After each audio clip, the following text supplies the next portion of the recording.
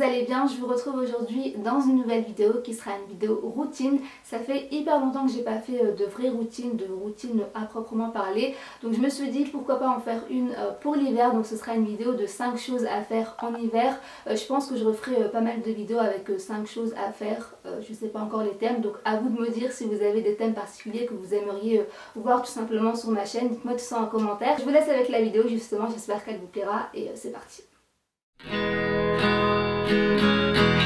Pour bien commencer la journée, on est d'accord, rien de mieux qu'un bon petit déjeuner. Du coup ce jour-là j'avais envie en fait de faire des pancakes.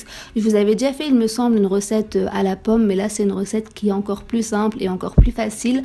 Donc pour les ingrédients il nous faut du lait, donc le lait de votre choix, peu importe. Moi je prends souvent en fait du lait de soja à la vanille, de la farine, un œuf, 2 cuillères à café de levure chimique, 2 cuillères à soupe de sucre, 2 cuillères à soupe d'huile ou de beurre fondu, un demi-sachet de sucre vanillé et une pincée de sel. Donc c'est hyper simple, dans un premier temps je vais mélanger dans un petit récipient tous les ingrédients secs, à savoir la farine, la levure, le sucre vanillé et la pincée de sel.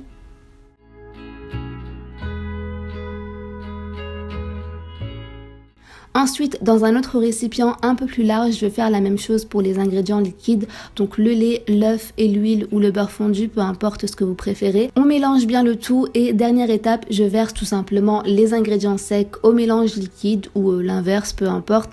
Et je mélange bien tout ça pour obtenir quelque chose d'homogène. Par contre, il faut pas en fait mélanger excessivement, faut pas obtenir une pâte qui est très liquide. Je pense que là, c'est un petit peu mon cas. Elle est un petit peu plus liquide que d'habitude, mais bon, on ajoute de la farine et le tour est joué. Après ça, il reste plus qu'à former nos pancakes sur une poêle anti-adhésive ou avec un petit peu de matière grasse, et une fois qu'il y a des petites bulles qui se forment, c'est qu'on peut tout simplement les retourner, et avec ce mélange on peut en faire je crois 6-7 environ. Donc je vais les servir avec quelques fruits. Là j'ai mis de la banane et des framboises et bien évidemment du sirop d'érable parce que c'est un petit peu la base, et je m'installe tranquillement devant des vidéos ou bien une série. Le dimanche, on est d'accord, il n'y a rien de mieux qu'un bon petit déjeuner tranquille au lit.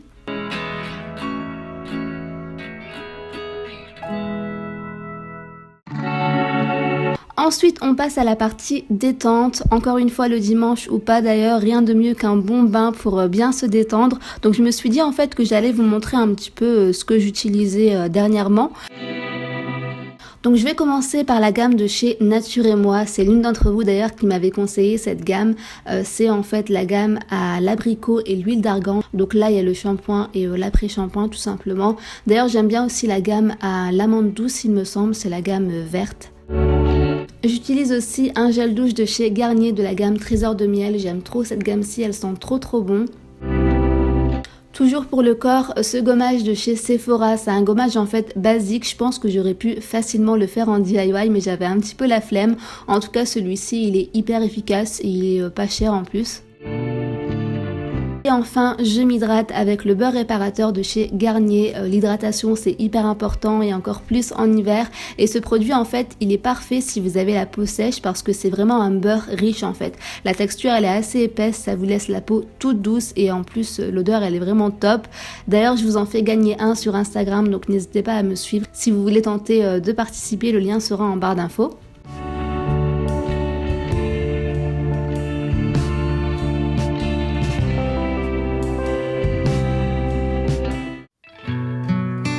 Troisième étape, bien évidemment, prendre soin de sa peau. Ma peau en ce moment, elle en a pas mal besoin en plus. Donc je vous ai fait en fait une routine assez simple finalement et assez rapide.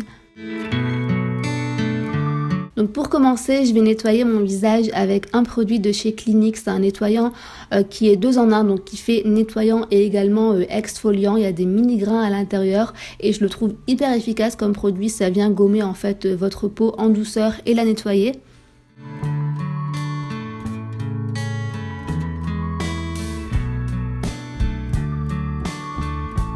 Après ça, je vais appliquer un masque de chez Sephora que j'ai acheté récemment. C'est le masque boue au zinc et cuivre qui va venir en fait éliminer les impuretés et l'excès de sébum. Et je trouve qu'il purifie vraiment la peau. On voit vraiment en fait la différence après l'avoir appliqué. Donc je l'applique de façon homogène sur tout mon visage et je vais tout simplement le laisser poser environ 10 minutes.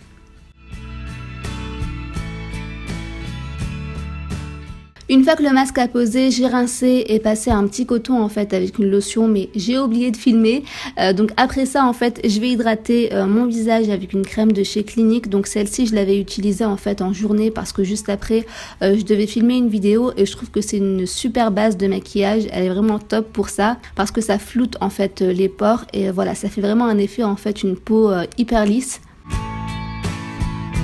Après ça, j'applique bien sûr une crème contour des yeux, toujours de chez Clinique, avec un petit embout qui est assez pratique pour appliquer le produit.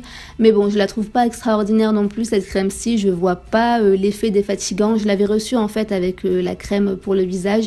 Mais contrairement à la crème visage, celle-ci, je suis pas spécialement fan en fait. Et enfin, j'hydrate mes lèvres avec le Rêve de miel de chez NYX que j'avais reçu dans un coffret de la même gamme. Ça fait hyper longtemps que j'avais pas utilisé ce produit. Je l'ai un petit peu redécouvert et franchement avec l'huile prodigieuse, c'est un de mes produits favoris en fait chez la marque.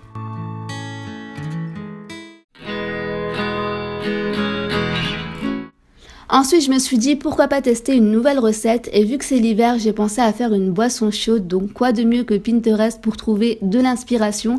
Donc j'ai tapé, il me semble, chocolat chaud en anglais, un truc comme ça et j'ai trouvé plein de recettes tout aussi farfelues les unes que les autres. Finalement, j'ai opté pour une recette assez simple. J'ai mixé en fait 2 recettes de chocolat chaud à la banane.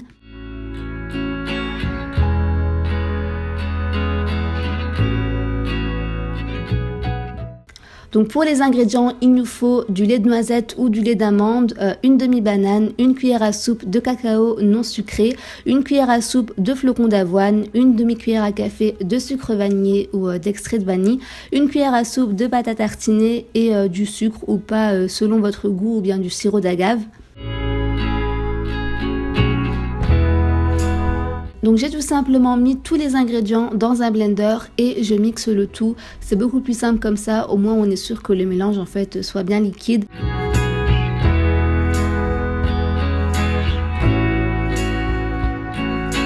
Après ça, il restera plus qu'à verser le mélange dans une petite casserole et faire chauffer le tout à feu doux sans le faire bouillir.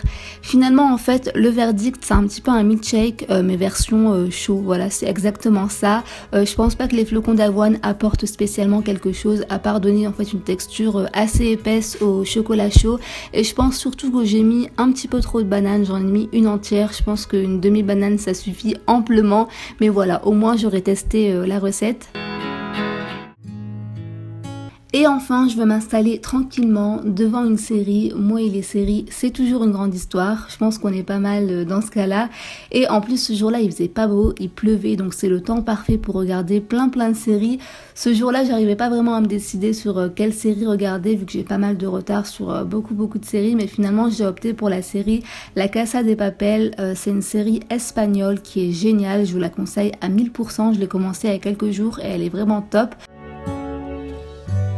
D'ailleurs, je compte sur vous pour me dire en commentaire quelle est votre série favorite ou votre série du moment. Voilà, dites-moi tout ça en commentaire, ça m'intéresse vraiment.